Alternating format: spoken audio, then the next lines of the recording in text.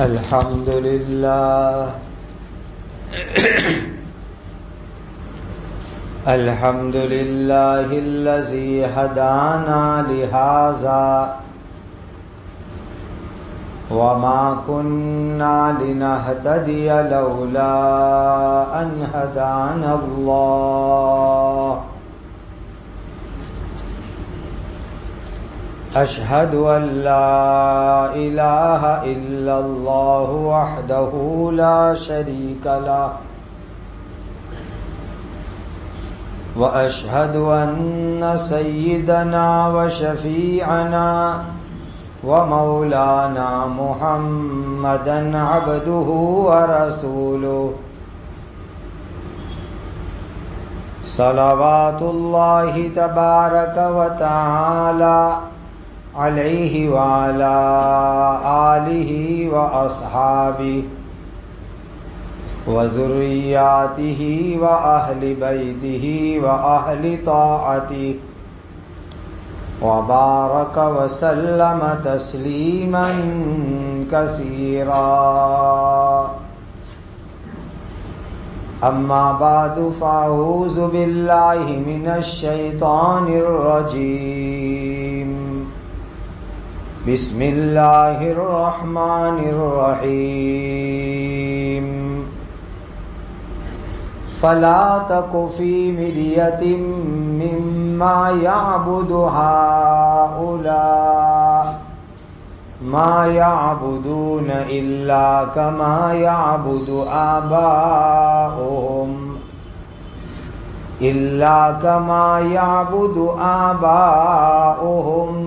من قبل وَإِنَّا لَمُوَفُّوهُمْ نَصِيبَهُمْ غَيْرَ مَنْقُوصٍ۔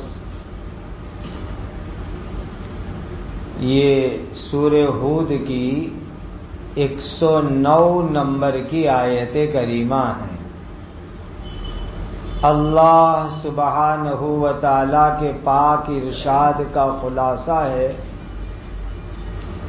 سو وہ مشرک لوگ جن بتوں کی عبادت کرتے ہیں ان کے باطل ہونے کے بارے میں تم ذرا بھی شک میں مت رہنا، ذرا بھی دھوکے میں مت رہنا کہ ان بتوں کی عبادت جہنم میں لے جانے کا ذریعہ ہی ہونے والی ہے۔ وہ لوگ تو بتوں کی اسی طرح عبادت کرتے ہیں جس طرح ان کے باپ دادا پہلے عبادت کرتے تھے، اور یقیناً ہم ان کو ان کا عذاب کا حصہ پورا چکا دینے والے ہیں جس میں کوئی کمی نہیں ہوگی۔ وَلَقَدْ آتَيْنَا مُوسَى الْكِتَابَ فَاخْتُلِفَ فِيهِ وَلَوْلَا كَلِمَةٌ سَبَقَتْ مِنْ رَبِّكَ لَقُضِيَ بَيْنَهُمْ وَإِنَّهُمْ لَفِي شَكٍّ مِّنْهُ مُرِيبٍ۔ اور پکی بات یہ ہے کہ ہم نے موسیٰ علیہ السلام کو کتاب دی تو اس میں اختلاف کیا گیا، اور اگر ایک بات تمہارے رب کی طرف سے پہلے سے طے نہ کر دی گئی ہوتی تو ان کے درمیان فیصلہ دنیا ہی میں کر دیا جاتا، اور یقیناً وہ لوگ ایسے شک میں پڑے ہوئے ہیں جو ان کو چین نہیں لینے دیتا۔ وَإِنَّ كُلًّا لَّمَّا لَيُوَفِّيَنَّهُمْ رَبُّكَ أَعْمَالَهُمْ إِنَّهُ بِمَا يَعْمَلُونَ خَبِيرٌ۔ اور یقیناً ان سب لوگوں کو وقت آنے پر تمہارے رب ان کے اعمال کا پورا بدلہ چکا دیں گے، یقیناً جو کام وہ لوگ کرتے ہیں اللہ تعالیٰ کو اس کی پوری خبر ہے۔ فاستقم کما امرت ومن تاب معك ولا تطغوا إنه بما تعملون بصیر۔ جس طرح تم کو حکم دیا گیا ہے اس کے مطابق تم سیدھے راستے کے اوپر قائم رہو، اور وہ لوگ بھی جو کفر سے توبہ کر کے تمہارے ساتھ ہیں وہ بھی تمہارے ساتھ سیدھے راستے پر قائم رہیں، اور تم حد سے آگے مت بڑھو۔ یقین رکھو جو عمل بھی تم لوگ کرتے ہو اللہ تعالیٰ اس کو اچھی طرح دیکھتے ہیں۔ وَلَا تَرْكَنُوا إِلَى الَّذِينَ ظَلَمُوا فَتَمَسَّكُمُ النَّارُ وَمَا لَكُم مِّن دُونِ اللَّهِ مِنْ أَوْلِيَاءَ ثُمَّ لَا تُنصَرُونَ۔ اور تم لوگ ظالموں کی طرف ذرا بھی مائل نہ ہونا، ورنہ تم کو جہنم کی آگ پکڑ لے گی، اور تمہارے لیے اللہ تعالی کے سوا کوئی حمایت کرنے والے نہیں ہوں گے، پھر تم کو کوئی مدد بھی نہیں پہنچائی جا سکے گی۔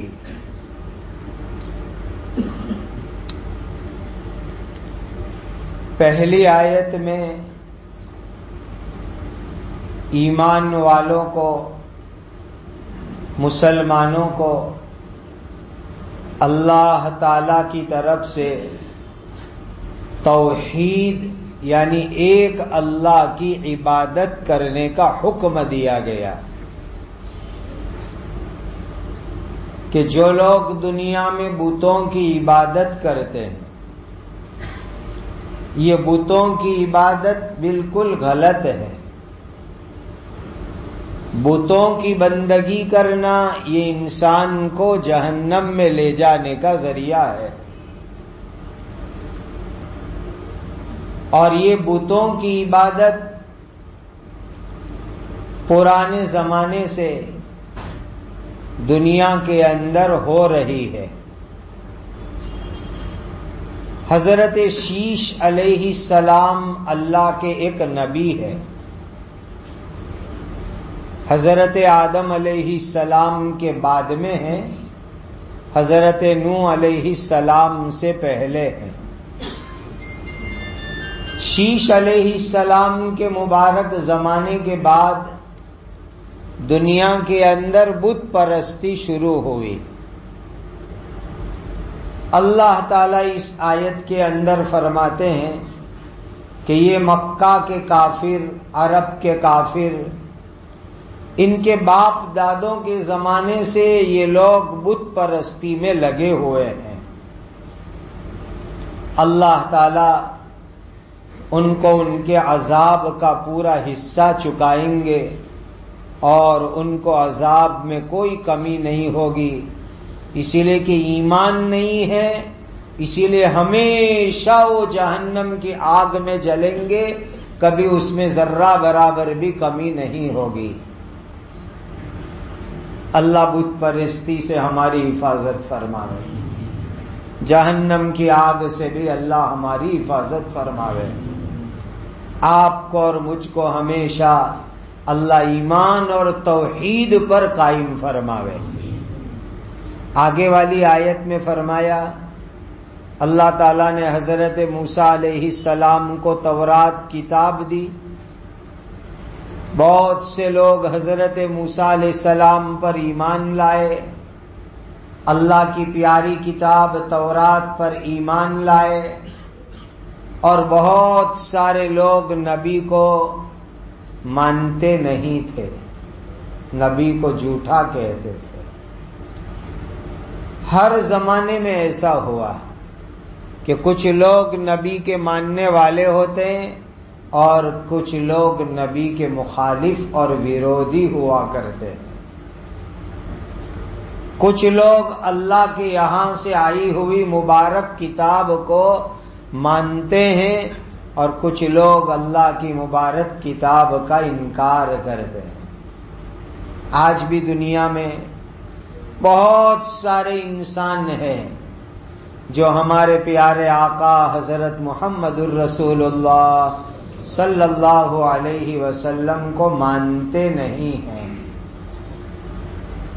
اللہ نے آپ کے اوپر، میرے اوپر بہت بڑا کرم فرمایا کہ اس اللہ نے آخری نبی حضرت محمد مصطفیٰ صلی اللہ علیہ وسلم پر ایمان لانے کی ہم کو توفیق عطا فرمائی اور ان کے ساتھ محبت کرنے والوں میں ہم کو بنایا۔ یہ اللہ کا بہت بڑا ہمارے اوپر فضل ہے، کرم ہے، مہربانی ہے۔ آج بھی دنیا میں ایسے لوگ ہیں جو قرآن کو مانتے نہیں ہیں، قرآن کو اللہ کی کتاب نہیں مانتے، قرآن کو سچی کتاب نہیں مانتے۔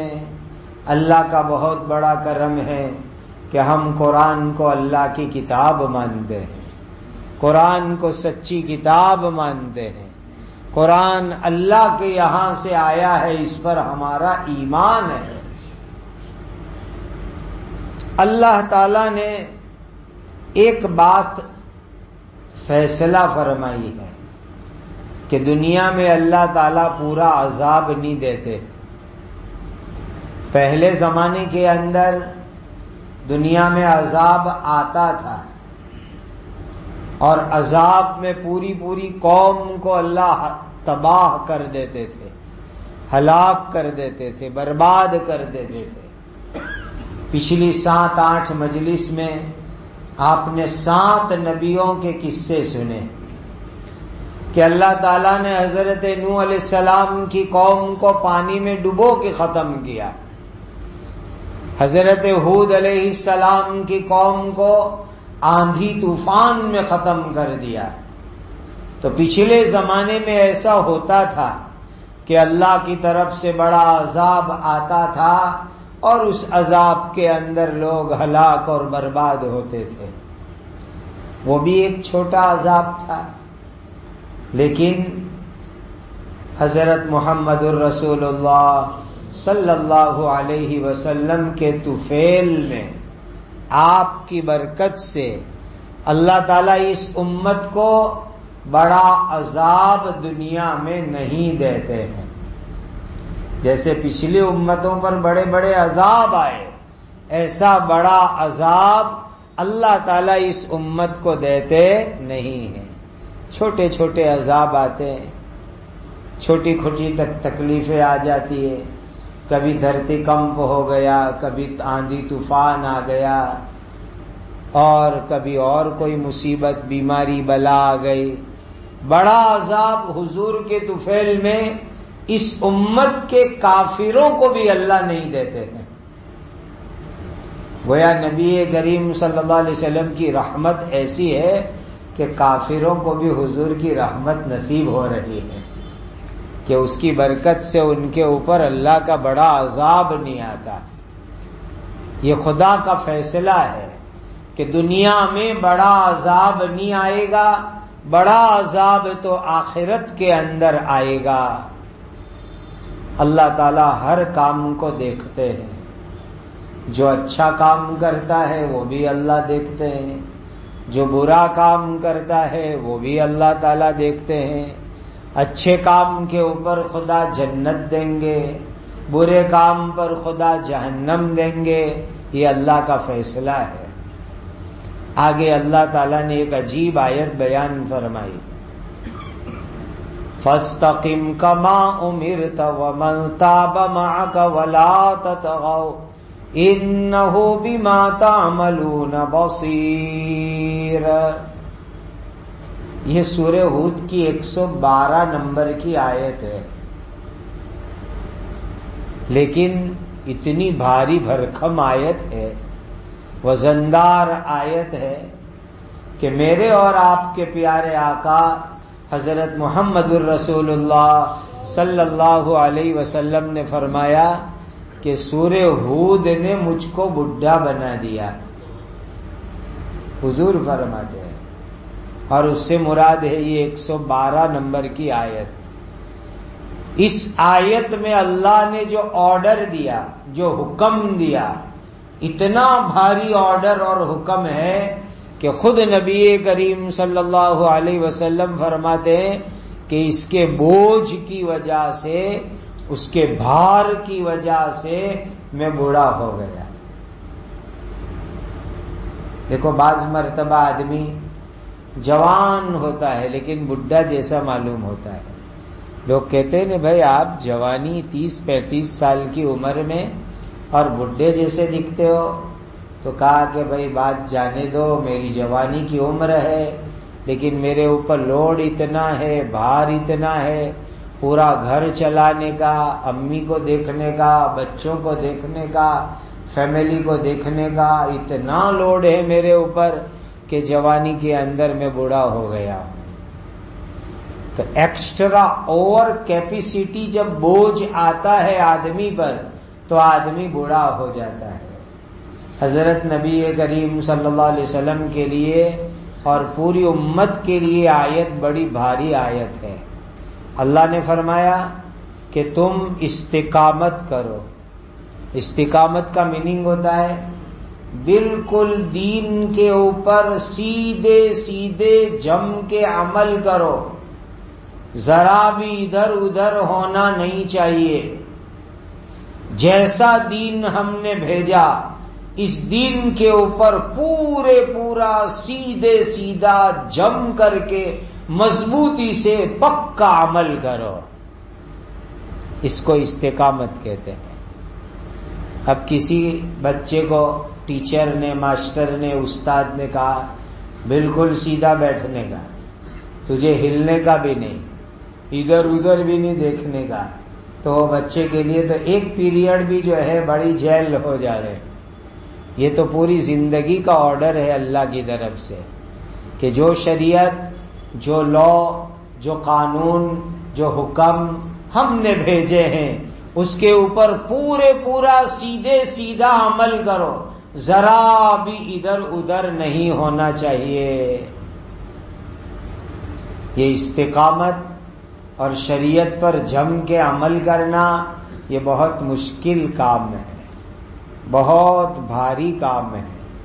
اس لیے کہ استقامت کا میننگ ہوتا ہے، ایک صحابی آئے اور حضرت نبی کریم صلی اللہ علیہ وسلم کو کہتے ہیں کہ حضور مجھے کوئی چھوٹی سی نصیحت کرو۔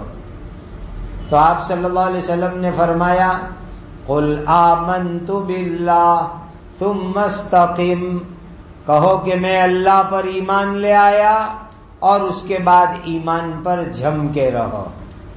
اب ایمان پہ جم کے رہنا کوئی آسان کام ہے کہ عقیدہ ہو ایمان کے مطابق، اسلام کے مطابق، عبادت ہو اسلام کے مطابق، معاملات اور لین دین ہو اسلامی طریقے سے، اخلاق ہو اسلامی طریقے سے، ہر کام دوسروں کو اچھی بات سکھانا ہو استقامت کے ساتھ، دوسروں کو بری بات سے روکنا ہو استقامت کے ساتھ، ہر چیز میں استقامت، عقیدے میں، عبادات میں، معاملات میں، امر میں، نہی میں، زندگی کے ہر کام میں شریعت کے اوپر جم کر کے زندگی گزارنی۔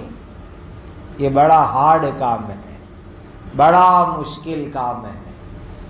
قیامت سے پہلے ایسا زمانہ دنیا میں آئے گا کہ شریعت کے اوپر چلنا ایسا ہوگا کہ جیسے کہ کوئی آدمی ہاتھ میں انگارہ پکڑ کے کھڑا رہے۔ اب ہاتھ میں انگارہ جلتا ہوا لینا کتنا ہارڈ کام ہے۔ آج کے زمانے میں جہاں چاروں طرف فتنے ہیں فتنے، ایسے زمانے میں ایمان پر، دین پر، اسلام پر جم کر کے عمل کرنا یہ ہاتھ میں انگارہ لینے کے برابر کا زمانہ ہے۔ تو اللہ نے فرمایا کہ استقامت سے رہو، اور استقامت بھی کیسی؟ اللہ کے حکم کے مطابق۔ وَمَن تَابَ مَعَكَ، اور جو آپ کے ساتھ ایمان والے ہیں ان سب کو کہو کہ تم کو بھی استقامت کے ساتھ رہنا ہے۔ سب ایمان والوں کے لیے قیامت تک اللہ کا حکم ہے کہ زندگی میں شریعت پر جم کے عمل کرو، اسلام پر جم کے عمل کرو، مضبوطی سے پکا عمل کرو، اور ذرہ برابر بھی ادھر ادھر ہرگز نہیں ہونا چاہیے.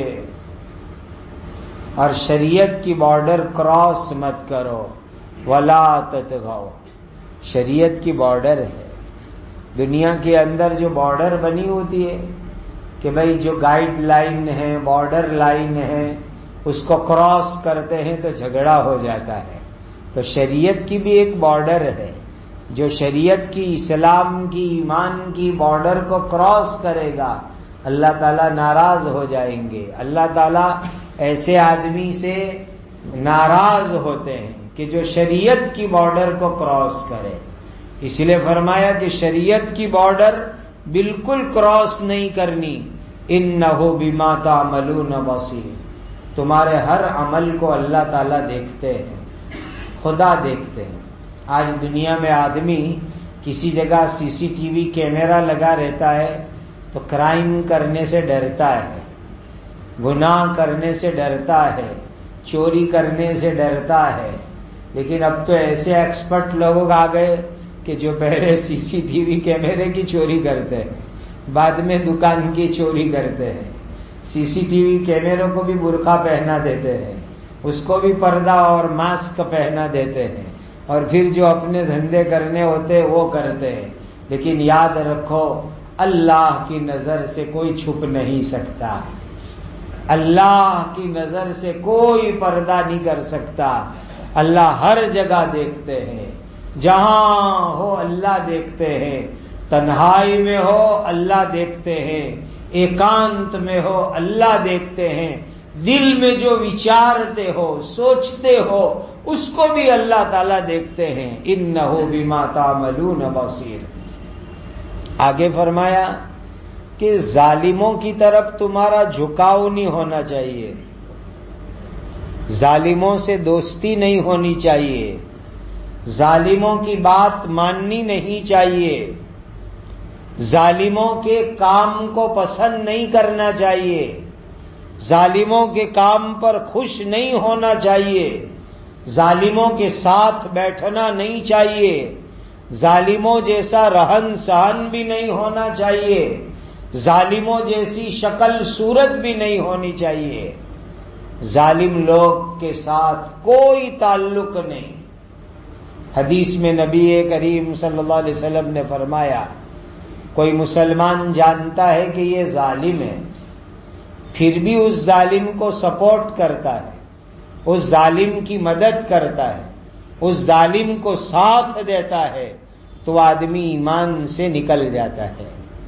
اتنا خطرناک گناہ ہے ظالم کو ساتھ دینے کا، ظالم کی مدد کرنے کا اور ظالم کے جیسا رہنے کا. اسی لیے اس آیت نے بڑی خطرناک بات فرمائی کہ ظالموں کی طرف تمہارا جھکاؤ بھی نہیں ہونا چاہیے. اب جب ظالموں کی طرف تم جھکاؤ کرو گے، ان کی مدد کرو گے، ان کو ساتھ سہکار دو گے، ان کو سپورٹ کرو گے، تو جہنم کی آگ کے اندر اللہ تعالیٰ تمہیں ڈال دیں گے. تو اندازہ لگاؤ کہ ظالم کو سپورٹ کرنے پر جہنم کی آگ ہے، تو آدمی خود ظالم بن جائے تو کتنی خطرناک سزا ہوگی. اندازہ لگاؤ. بہت بڑا گناہ ہے ظلم کرنا. اسی لیے کسی پر ظلم مت کرو، ظالم کا ساتھ مت دو، ظالم کی مدد مت کرو، ظالم کے ساتھ چلنا بھی گناہ ہے. اسی لیے کہ ظالم کے ساتھ آپ چلو گے تو لوگ کیا سمجھیں گے کہ یہ ظالم کا سپورٹ کرنے والا ہے، مدد کرنے والا ہے. ظالم کی ہمت بڑھے گی کہ دیکھو میرے ساتھ کتنے لوگ چل رہے ہیں. تو بڑی خطرناک چیز ہے. آج دنیا میں لوگ ظالموں کو کھلم کھلا ساتھ دیتے ہیں.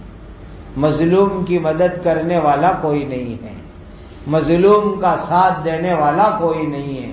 اس آیت میں بڑی سخت بات فرمائی کہ ظالموں کا ساتھ دو گے، ظالموں کی مدد کرو گے، ظالموں کا سہکار دو گے، ظالموں کے ساتھ رہو گے، ظالموں کی طرف تمہارا جھکاؤ ہوگا، تو یہ چیز تم کو جہنم کی آگ میں لے جانے کا ذریعہ بنے گی. اور ایک حدیث سن لو، زندگی کے اندر خود آنکھ سے آپ کو یہ چیز نظر آ جائے گی۔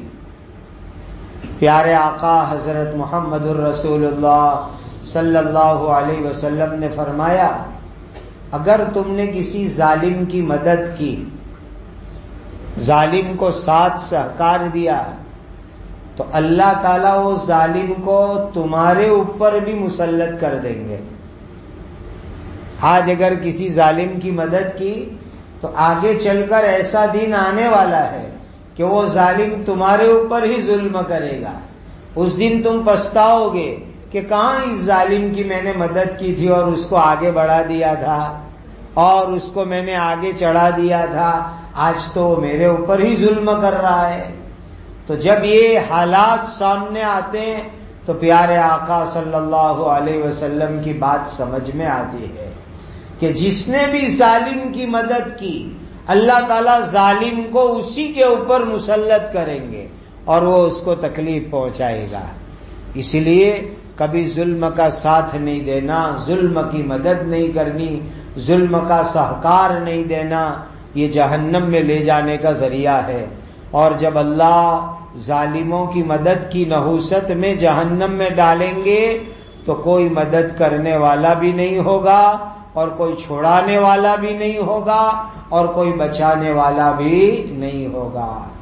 اللہ تعالیٰ ظالم بننے سے ہماری حفاظت فرماوے، مظلوم بننے سے بھی حفاظت فرماوے، ظالموں کا ساتھ سہکار دینے سے بھی اللہ حفاظت فرماوے، اور ظالموں کو سپورٹ کرنے سے بھی اللہ تعالیٰ ہم سب کو بچنے کی توفیق اور سعادت عطا فرماوے۔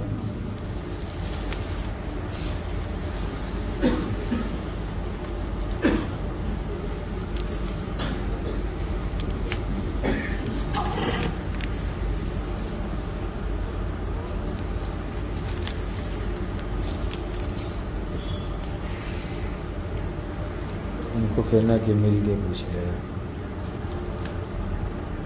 بھائی، ہمارے ایک نورانی مکاتب کے ایک نگران معاون استاد مولانا امتیاز صاحب، بالکل نوجوان آدمی، ابھی باڈولی تدریب میں بھی آ کر کے گئے، جمعہ کے دن ایکسیڈنٹ ہوا، انتقال ہو گیا۔ ان کے بھائی بیمار تھے، والدہ بیمار تھی، تو ہاسپٹل لے کے جا رہے تھے اور راستے میں کار پلٹی ہو گئی۔ وہ وہاں رادھن پور تھرات وہاں کے اس علاقے میں تھے۔ اللہ تعالیٰ ان کی بال بال مغفرت فرمائے، ان کی قبر کو نور سے منور فرمائے، ان کے درجات جنت الفردوس میں بلند فرمائے۔ فرزانہ بانو عبد الرسول ماسٹر بیمار ہیں، اللہ تعالیٰ ان کو شفائے کاملہ عاجلہ دائمہ مستمرہ عطا فرماوے، ان کی تکلیف کو اللہ دور فرماوے، ان کی عمر میں اللہ تعالیٰ خوب خوب برکت عطا فرماوے۔ قیمہ خاتون، اللہ تعالیٰ ان کی بھی مغفرت فرماوے، ان کی قبر کو نور سے منور فرماوے، ان کے درجات جنت الفردوس کے اندر بلند فرماوے۔ اور بھی بہت سارے لوگ بیمار ہیں اور پریشانیوں میں ہیں، ان کے لیے بھی دعا کرے، اور جو دنیا سے چلے گئے ان کے لیے بھی مغفرت کی دعا کرے۔ اور کورونا کے حالات پھر اخبار میں پڑھ رہے ہیں روزانہ، تو اللہ تعالیٰ یہ کورونا کی بیماری سے تمام انسانوں کی حفاظت فرمائے، اور جن کو کورونا ہے اللہ ان کو شفائے کاملہ عاجلہ دائمہ مستمرہ عطا فرمائے۔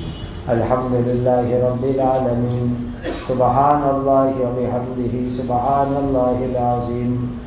اللہم صل علی سیدنا محمد وعلی آل سیدنا محمد صلاۃ تنجینا بہا من جمیع الاحوال والآفات وتقضی لنا بہا جمیع الحاجات وتطہرنا بہا من جمیع السیئات وترفعنا بہا عندک اعلی الدرجات وتبلغنا بہا اقصى الغایات من جمیع الخیرات فی الحیاة وبعد الممات انک علی کل شیء قدیر۔ یا ذا الجلال والاکرام یا ذا الجلال والاکرام یا ذا الجلال والاکرام اللہم اغفر امت سیدنا محمد صلی اللہ علیہ وسلم اللہم ارحم امت سیدنا محمد صلی اللہ علیہ وسلم اللہم تجاوز عن امت سیدنا محمد صلی اللہ علیہ وسلم اللہم اصلح شان امت سیدنا محمد صلی اللہ علیہ وسلم اللہم انصر امت سیدنا محمد صلی اللہ علیہ وسلم اللہم اجبر امت سیدنا محمد صلی اللہ علیہ وسلم اللہم استر امت سیدنا محمد صلی اللہ علیہ وسلم اللہم انا نسألک رضاک والجنہ اللہم انا نسألک رضاک والجنہ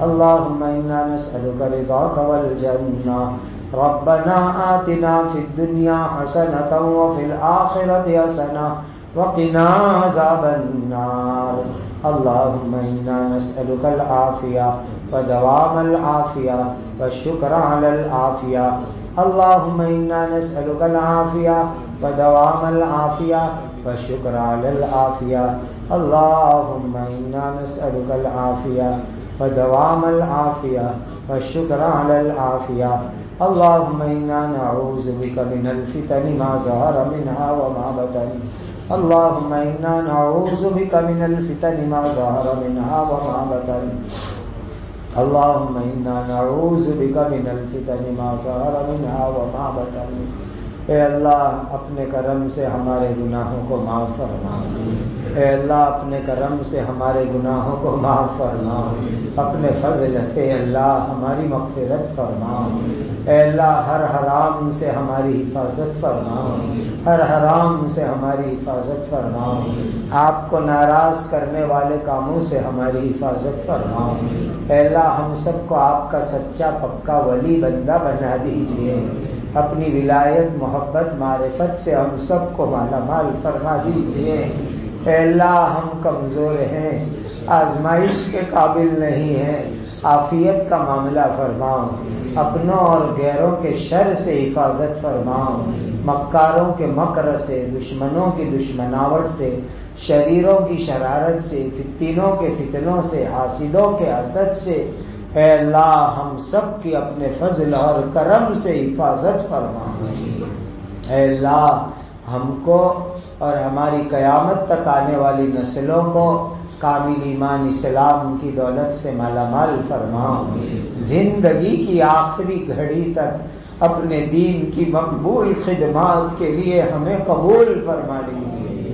اے اللہ ہماری عمروں میں برکت عطا فرما علم میں برکت عطا فرما کامل تقوی اور اخلاص عطا فرما اے اللہ حضرت نبی کریم صلی اللہ علیہ وسلم کی کامل محبت عطا فرما زندگی کا ہر کام سنت کے مطابق کرنے کی توفیق عطا فرما رجب اور شعبان میں برکت عطا فرما رمضان کی عبادتوں سے مالا مال فرما رجب اور شعبان میں برکت عطا فرما رمضان کی عبادتوں سے مالا مال فرما رجب اور شعبان میں برکت عطا فرما رمضان کی عبادتوں سے مالا مال فرما حلال برکت والی روزی عطا فرما اے اللہ جو لوگ ڈپریشن اور ذہنی الجھن اور ٹینشن کے اندر ہے اے اللہ ان کے ٹینشن الجھن ڈپریشن پریشانیاں دور فرما ہر ایک کی جائز مراد اور تمناؤں کو پورا فرما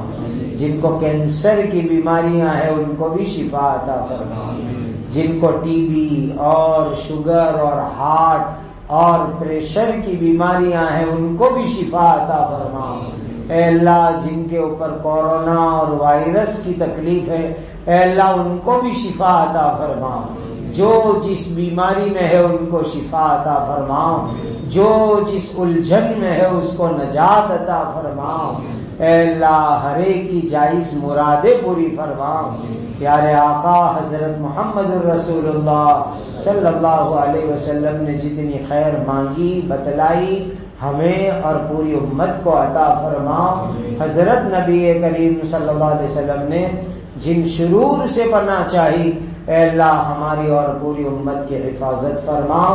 ربنا تقبل منا انك انت السميع العليم وتب علينا يا مولانا انك انت التواب الرحيم. وصلى الله وسلم على سيدنا محمد وعلى اله واصحابه اجمعين. سبحان ربك رب العزة عما يصفون وسلام على المرسلين والحمد لله رب العالمين.